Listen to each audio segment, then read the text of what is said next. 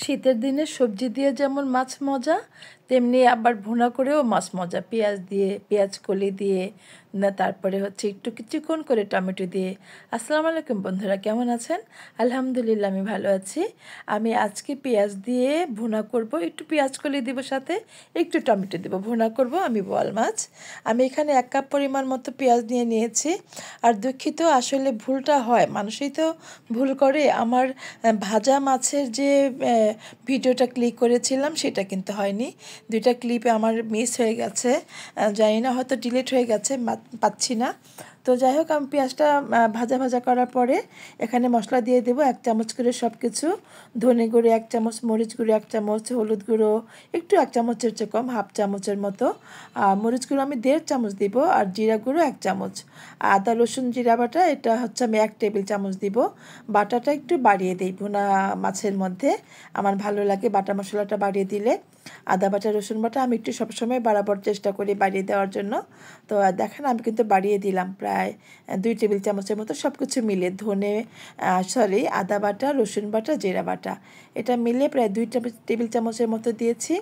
দিয়ে দিলাম পরিমাণ মতো লবণ। এটা কষানো হওয়ার পরে যেহেতু আদা বাটার মধ্যে একটু পানি আছে, সেজন্য আমি পানিটা পরে দিচ্ছি। আমি বরাবর কিন্তু মশলাটা ভিজিয়ে দিই অথবা পানি দিয়ে দিই, আর ওইভাবে পানি দিয়ে মশলা দিলে মশলা কষানোটা অনেক ভালো হয়, অনেক টেস্টি হয়। আপনারা এইভাবে করে খেয়ে দেখবেন। আমি অনেকে দেখি তেলের মধ্যে মশলা দিয়ে দেন, এটা দিবেন না। একটু পানি থাকলে মশলাটার পুড়ে যাওয়ার ভয় থাকে না, গন্ধ লাগে না। আমার এইভাবে কষানোটা খুব ভালো লাগে, বাটা মশলার স্বাদ পাই আর কি, যেটা বলি। আমি কিন্তু আরেকটু আদা বাটা রসুন বাটা একটু পানি ছিল, ওটা দিয়ে দিলাম। এখন আমি এটাকে একটু ভালো করে কষিয়ে নেব। এই ভুনা মাছের গন্ধটা, টেস্টটা ভালো হয় হচ্ছে ভালো করে কষানোর মধ্যে। আপনি ভালো করে যতই কষাবেন দাঁড়িয়ে থেকে সুন্দর করে, তত আপনি মাছের মজাটা পাবেন। মাছটা রান্না করা খুবই মজা হবে। আর মাছ রান্না কিন্তু মজা হয় ঝালের উপরেও। অবশ্য আমি ঝাল খেতে পছন্দ করি, সেজন্য আমার মনে হয় ঝাল দিলে মাছটা মজা হবে। যারা ঝাল খেতে চান না, দিবেন না। আমি এটার মধ্যে আর বরাবর তো আমি এখানে 1.5 চামচ লাল মরিচ দিয়েছি গুঁড়ো করা, কিন্তু আমি আবার এটার মধ্যে কাঁচামরিচও দিব। এখন এই যে টমেটোটা আর হচ্ছে পেঁয়াজ কলিটা দিয়ে দিলাম, এটা একটু মানে নরম হওয়ার পরে আমি মাছটা দিব। যদি মাছ দিলে এটা নাড়াচাড়া করা যাবে না, সেজন্য আমি এটাকে আগে একটু কষিয়ে নিলাম। এতে করে মাছটা যখন দিব আমি মশলাতে, তখন আর নাড়াচাড়া করতে হবে না, তখন একটুখানি প্যানটা ধরে নেড়ে দিলেই হয়ে যাবে।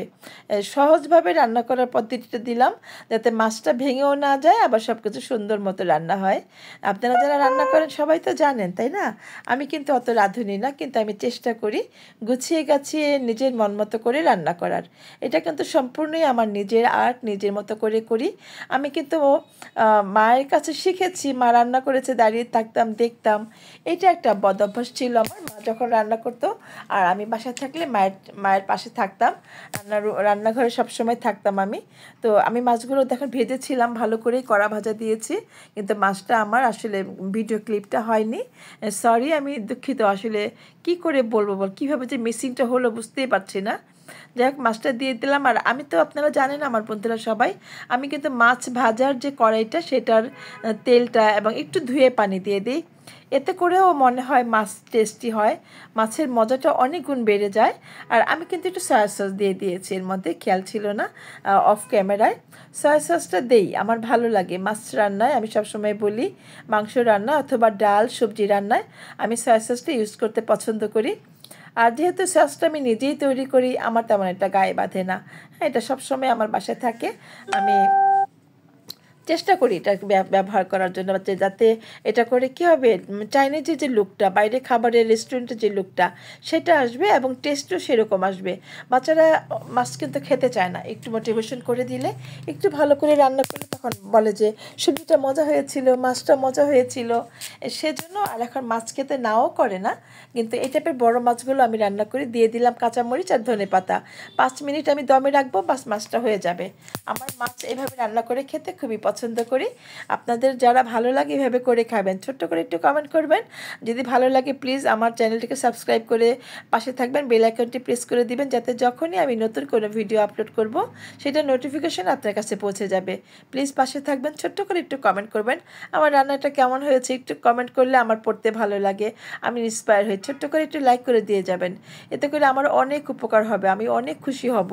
আমার পাশে থাকবেন, আমাকে ভালোবাসা দিয়ে ইন্সপায়ার করবেন, যাতে আমি আরও ভালো ভালো ভিডিও দিতে পারি, আরও এগিয়ে যেতে পারি। আপনাদের সহযোগিতা চাচ্ছি সবার কাছে। ভিডিওর পিছনে কিন্তু অনেক পরিশ্রম করতে হয়।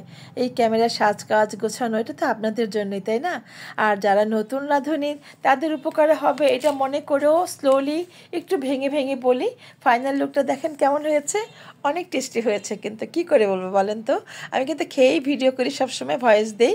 অনেক অনেক টেস্টি। আর আসলে এইভাবে রান্না করে খেয়ে দেবেন, ছোট্ট করে একটু কমেন্ট করে বলবেন কেমন হয়েছে। আমি বরাবর চেষ্টা করি আপনাদেরকে গুছিয়ে বলার জন্য বা ভেঙে বলার জন্য, যাতে যারা নতুন রাঁধুনি তাদের উপকারে আসে। শুধু নতুন রাঁধুনি না, অনেক ব্যাচেলর যারা আছেন ভাইয়েরা, তারাও কিন্তু রান্না করেন, দেখেন তাদের জন্য যাতে উপকার হয়। ছেলেরা তো রান্না করতে একটু কষ্ট পায়, কিন্তু ছেলেরাই কিন্তু বড় বড় শেফ। যাই হোক, সেজন্য আমি ক্লিয়ার করে বলি বা ভেঙে চড়ে বলি, যাতে সবার উপকারে আসে। তো আমার ভিডিওটি কেমন হয়েছে ছোট্ট করে আমাকে একটু কমেন্ট করে জানাবেন। দেখা হবে নতুন কোনো রেসিপি নিয়ে। সে পর্যন্ত সবাই ভালো থাকেন, সবাইকে অনেক অনেক দোয়া দিয়ে আজকের মতো শেষ করছি। আল্লাহ হাফিজ।